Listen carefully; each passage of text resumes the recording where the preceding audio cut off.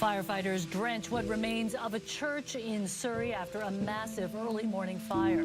The church is destroyed and there is suspicion the fire was deliberately set. Early morning, I was just checking CBC News and then I saw a quick 30 seconds video of our church on fire and they called it a church in Surrey. Then I looked it up and looked in the news and I was just devastated and I didn't know what to do. It was very devastating. Disbelief at first. It wasn't until I saw the pictures and the media coverage that it really set in that it's completely gone. I can't imagine that the church is gone that easily. It is sad. It is very sad.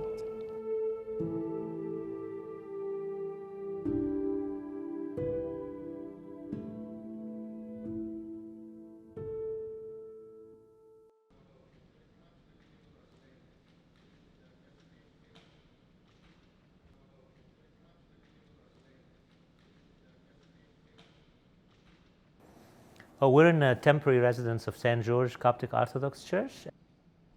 The church is not about a physical place, it's about the congregation. But they need a place in order for them to meet, in order for them to exchange the offering of love and the fellowship of Jesus Christ.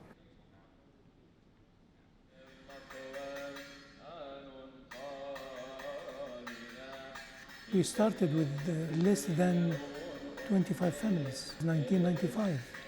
But because our people, they love the church actually, they started to come to Vancouver and we reached now, I can tell you, 300 families in St. George Church only, besides other families in the two other daughter churches, St. Mary and St. Mark.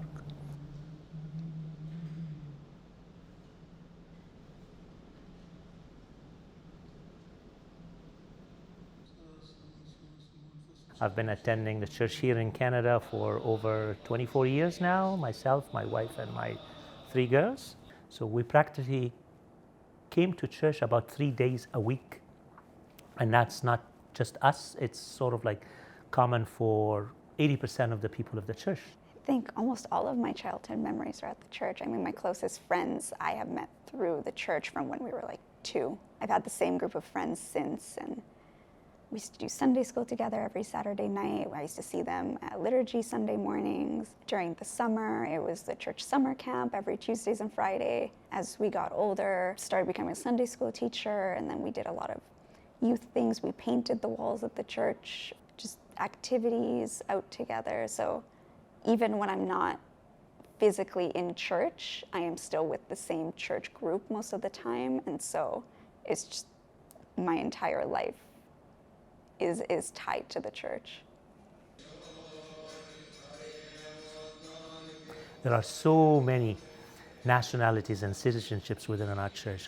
There's a lot of Iraqis that attend our church, Syrians, Lebanese. There are so many Eritreans, Ethiopians, many people that come to our church, and each one of them bring their own culture, their own ideas, their own food. So we get to experience all of that. This had an enormous effect because you feel proud. I belong to a church who's very, very multicultural, very diversified, and I get a chance to know all these people. I would say the church is extremely important in raising children and building community. I mean, like I said, my entire friend group and everything I know came from the church. The church for us actually is a mother. To us is a mother. And we can't live without the church. It really takes up a lot of efforts and a lot of money to rebuild the church. The only source of income for the church is the donations of its own members. Their donations, they're not even enough to cover 20% of what could be the cost of building a church that will accommodate the 400 plus families that we have. So we need a lot of help from the community. We need a lot of help from the governing agencies as well. I think I would want the new church building to be kind of a central hub for everyone, beyond Sunday school classes and masses and liturgy and the sacraments. A lot of the youth just want somewhere to hang out and feel at home. And I believe that this church should be a home for everyone. We are hoping to set an example for other minorities and other congregations in Canada. We are feeling the feelings of Daniel, who was in exile in Babylon, and he was looking forward for the day to return back from captivity and from the exile and rebuild the walls of Jerusalem. The story of the Bible actually is our story. Yeah.